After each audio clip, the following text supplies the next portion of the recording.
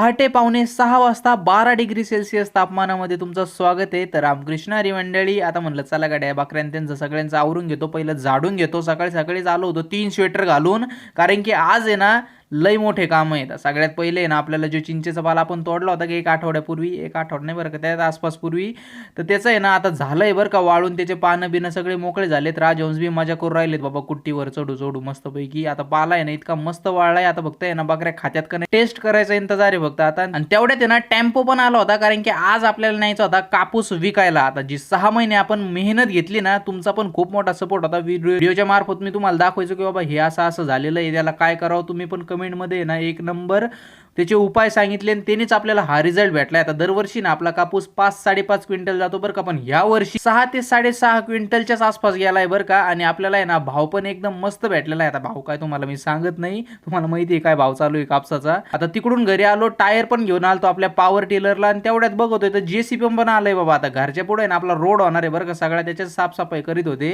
आता या किड्याचं नाव तुम्हाला जर माहित असलं ना, मला नक्की कमेंटमध्ये सांगा. जो रात्री आरडत असतो केव केव, त्याचाच मोठा भाव आहे. मानेला रफ करतो आणि त्याचा आवाज होत असतो.